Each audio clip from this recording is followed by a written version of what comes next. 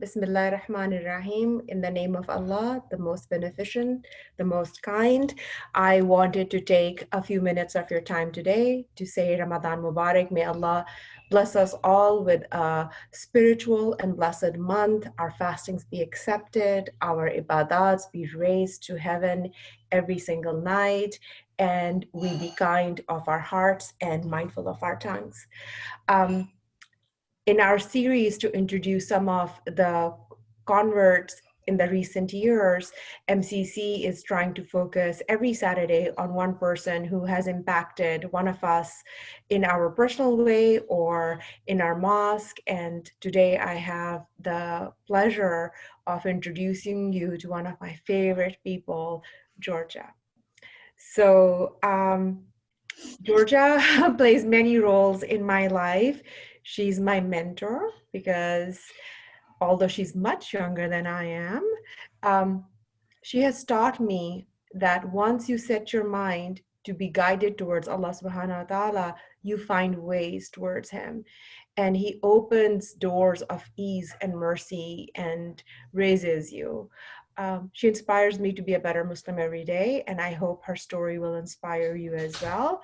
Georgia is a daughter to me. She's a part of my family, and we have grown to appreciate. And this Ramadan, we are very sad that we don't get to see her just yet. We're hoping that by Eid, we will be able to visit with her and she can come over. And more than anything, Georgia is a friend with whom I giggle and I laugh, and we share lots of common things about books and shows and what crazy stuff we have been up to. So without any further ado, I will introduce you to Georgia and ask her to give us a little background on who she is. Assalamu alaikum. Oh my gosh, that was such a nice intro. Thank you, Humera. Yeah, so I let's see, general background about me. I grew up in the Bay Area. I'm going to college right now for creative producing for film and television. And I converted officially at MCC 2.5 years ago, I believe. So yeah, that's a quick background about me. What's your passion, Georgia? Tell everybody about that because I think it's very fascinating. I love writing and producing like TV and films. I grew up watching movies, and movies have always been a really big part of my life. And so I love telling stories, whatever form.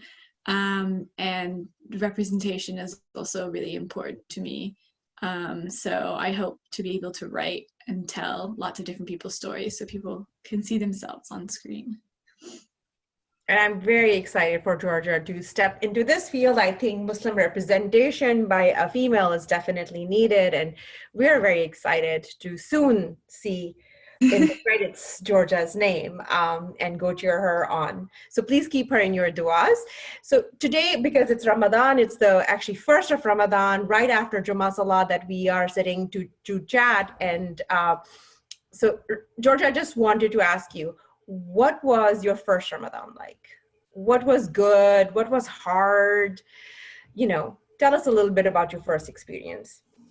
Yeah, so my first Ramadan that I actually fasted for was 3 years ago. So when I was a senior in high school, I had been kind of studying Islam for about a year, but the previous Ramadan, I just didn't really know what to do, so I hadn't done much. So my first official one, it was still before I took Shahada, but that's when I fasted for the whole month. And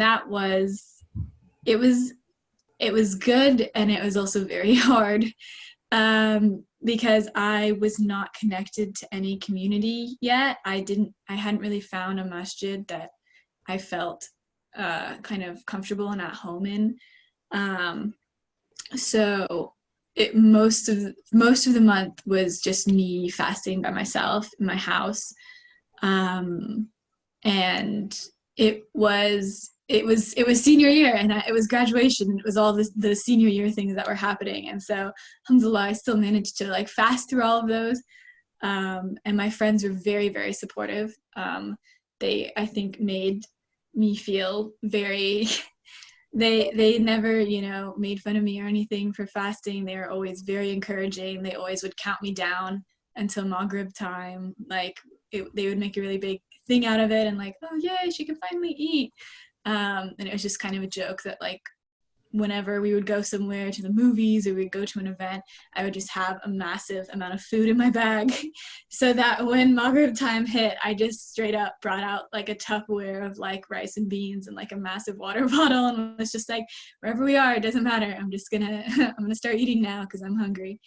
But yeah, so even though I didn't have Muslim community, my close friends, all of whom were non-Muslim, were super supportive and super helpful, and kind of made that part of Ramadan fun.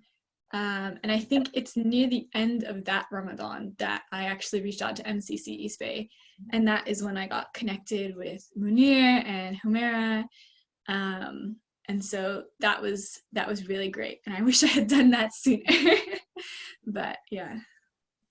Just to remind everybody that Georgia was not a converted Muslim. She had done tons of research. The first time I met her, I was blown away by how much, mashallah, she knew. And in my heart, it was like, she's already a Muslim. She practices like anybody who was born into it, or who has done a lot of research into it. She was doing salah. She knew a lot of the all the arkans. She had fasted this whole month all alone without any support. That was just amazing to me. And I think that was our first meeting and our first connection. And since then, it has been, alhamdulillah, a bond that I hope to continue will flourish as time goes on. So also another thing that was that since then, what about your second experience in Ramadan, or after converting? How did you feel? Was the community supportive of you? Did you feel that your needs were being met? Or what would you like us as a community to improve upon? Yeah, I think the big difference for me between like my first Ramadan and the next ones were not even really taking the shahada that made that much of a difference, but me seeking and like kind of attaching myself to a masjid. Because before, because I was a teenager, I didn't have a driver's license, you know, it's hard to get places anyway. But before, I just didn't have a community. So once I found one like MCC that I felt comfortable in, then it was like, oh, okay, I need to like look at all the events they're doing and see if I can make any of these. So that's, and also going off to college, there was a Muslim Student Association. So there were a couple things, a couple events that we had. But I think for converts, how masjids can accommodate them, I would say, is just be really open-minded and easygoing. That it's really hard to fast. It's really hard to pray 5 times a day, and like a convert might want to fast Ramadan even if they've only been studying for 6 months, and they might not even have all 5 prayers down yet. But just to kind of meet them where they're at, which I think MCC East Bay and a lot of mosques are good at. But just making sure as community members, you're not like, oh, it's your first Ramadan. Well, you're going to pray in the mosque every night. You're going to go to Tarawih. And like, I didn't even know what Tarawih was. I don't think I prayed Tarawih until like my second Ramadan, which is good because it people can start, especially during Ramadan, because so many born Muslims are excited about all the sunnah that you can do during the month. It's like, well, you got to slow down. With converts, just help them focus on the fard, because they don't even understand all of that yet sometimes. So yeah, and just knowing that if there are converts in your community, just being proactive about reaching out to them and inviting them to iftars, and especially Eid. Ramadan can be really lonely as a convert, but Eid especially can be just so sad when you don't have, like, I always threw an Eid party with kind of my friends and my family, none of them Muslim, but I would just make food and just like put up decorations, and but it's just different when you're able to have just a Muslim like family to celebrate it with. And so that was really nice that, alhamdulillah, I've been able, after I met Humaira, I've been able to celebrate all the Eids with her. And that just makes a world of a difference, because it's, you know, you finally get that celebration, you get that community and kind of feeling like you're really, you know, you get to experience what all the other like born Muslims talk about, because a lot of born Muslims are like, Ramadan is all about Taraweeh and then Eid and we're going out and it's all like fun, and converts we're like, oh, we don't know what you're talking about. So just being proactive, I think, and reaching out to them, because I know I was really shy and really hesitant to reach out or to ask for help or anything, because I didn't really know what a masjid could offer.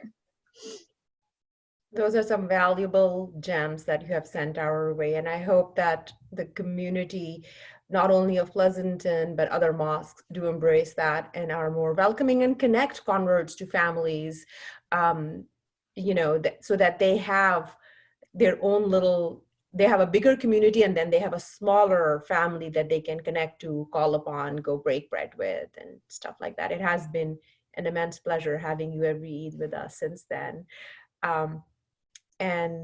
So one of the things I wanted to ask you was, now that it's you have spent 3 Ramadans on and off at MCC, because I know in school you were not here throughout all Ramadan last 2 years. But what was your favorite memory? What you know, you look back and you go like, wow, that was nice.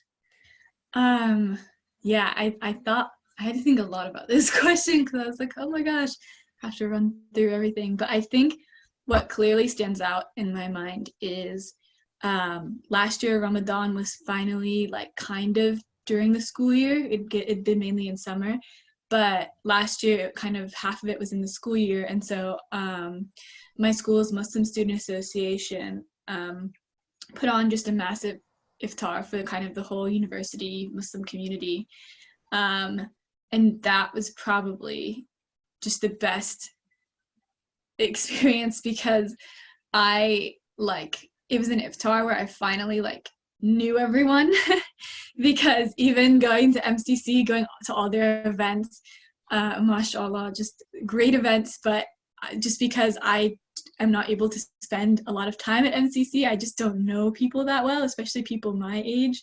I just don't know them. So last year, when I had been going to MSA for 2 years, so I really knew most of the people who were in it. I knew a lot of the Muslim professors. And so to actually be able, that was only my 3rd or 4th community iftar ever that I'd been to, like in 3 Ramadans. And so to be able to go to that and to be able to say hi to everyone, and to everyone who's talking to you and praying together and just eating together, it was so fun. And I finally kind of understood, like, oh, this is what born Muslims get like every night, because they have all their family over and they have their friends and they go to IHOP with their friends at 5 a.m. and like all of that like experience that born Muslims have told me about. I was like, oh, like this is it. This is fun. This is really cool. So yeah, that was definitely a very special moment. Yeah. Well, that does sound like a lot of fun, and I wish you were able to do that this year too. And I was hoping that we would not be in shelter in place and we would get to do some qiyams together and go for you know, sahur, maybe to Mirchi or IHOP this year, but seems like we will not be able to. But inshallah, let's hope that Allah blesses us with more Ramadans together and we can do that. Yes. Another question that was put forward to me to ask you is that what advice do you have to the converts? Some of the converts that we have in our community are very, very new. They might be just a few weeks, a couple of months. This might be their first Ramadan. What advice would you like to give them? I would say the main thing is to just like go easy on yourself. Like, don't beat yourself up too much. If you've never fasted before, it's really hard. So if you don't make every single one, like that's okay. You might feel like you're, not comparing to born Muslims. If you know born Muslims, you might feel like you're kind of like failing or not meeting a certain standard, but like really go easy on yourself first Ramadan. And like I said before, like don't worry about Taraweeh, don't worry about any of the sunnahs, just focus on like, if you're not there yet with the 5 prayers, then try to get there. Fast as you're able to, do lots and lots of research about like what foods are the most helpful, because sometimes born Muslims, the foods they eat during Ramadan are not the best for fasting. So if you're fasting with born Muslims, they might be like, breaking their fast with like fried food, like lots of samosas and stuff like that. And if you've never fasted before and you're not used to it, fried food can wreck your stomach. So keep that in mind, like do your own research and like eat very simple foods like soup, oatmeal, keep it simple, easy on your stomach. And also be honest that you're fasting with whoever you're living with, whether it's your family, whoever it is, they're going to figure out that something's up, and it's best, if it's safe for you to do so, to just be like, yeah, I'm doing this, I'm fasting. Yeah, that's and it's also a good way to kind of start introducing the fact that you are Muslim to other people. It's kind of a good segue, because there's never really a time, if someone has known you for a long time, for you to be like pop this new thing on them unless you look differently. So Ramadan can be a really good way for at your work or at your home to be like, hey, like I'm not going to be eating during sunlight hours, and this is why. But yeah, just go easy on yourself.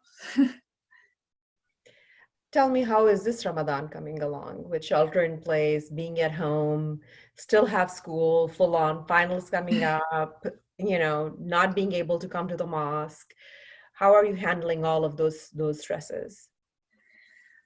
Alhamdulillah, I mean, shelter in place, definitely not ideal. But I mean, I've had Ramadans like this before, so like this isn't super different for me, so it's, yeah, I think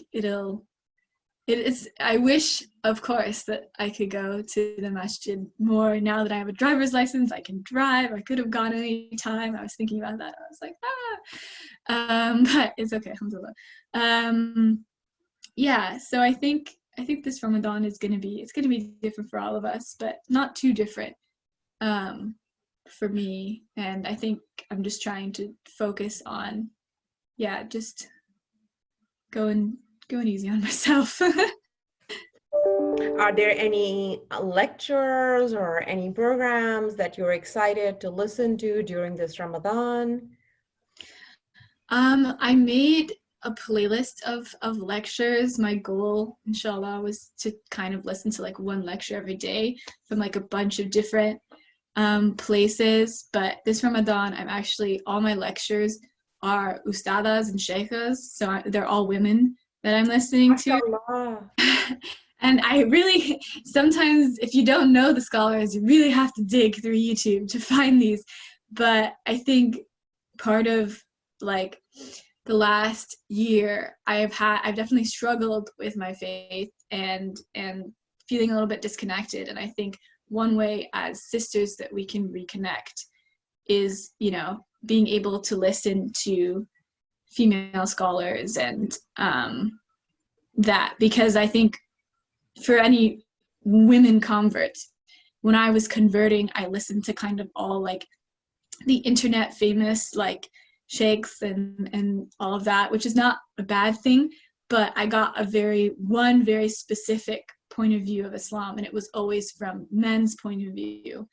And so I think I'm trying this Ramadan to really connect with kind of the female scholarship that exists in our faith, because it does exist and it's awesome, mashallah. So I would really recommend any female converts to, look into talks with women, Quran recitation by women. That's also something that can be challenging to find, but it's out there, it exists. One of my favorite ustadas, Mariam Amir Brahimi. I'm going to pronounce your last name wrong. You're pronouncing it right. Okay, yeah. She's a scholar from Southern California, and she's just amazing. And she is having this Ramadan like movement to encourage women to like post videos of themselves reciting Quran, so that the next generation of women knows that the Quran is open to them. It's for them to so she's a really cool person that I've been following, and so she's so energetic. She is so energetic. I've been able to meet her once in person and listen to her speak, and she's just amazing, very talented. Oh, mashallah. How about sharing that list with us? Because I also struggle with that thing that as you said, that it's very easy to, alhamdulillah, there are many resources to find in our times. Now, this time, ask me when 15 years ago or 20 years ago, when I was a mom with young kids, it was very hard to find resources that you could sit home and still be inspired by these great scholars, male or female. And female scholarship was not very prominent at that time at all. So we are very blessed that we live in these times where through internet and Instagram and Facebook and Zoom, we have access to, mashallah, scholars from all around the world. So I would love for you to share that with me. And with that note, I just wanted to say, we miss you terribly. We hope to see you soon, even if we can social distance appropriately. And so I hope we can do that. Just this morning, we were discussing that Eid, we have to somehow manage to see each other and at least wish one another. I wish you a blessed Ramadan, Georgia, and let me know if you need anything, and let MCC, Munir, myself, we are all here at the service of anybody who needs just a ear to listen to, just a helping hand. Take care. Hafiz. Assalamualaikum. Assalamualaikum.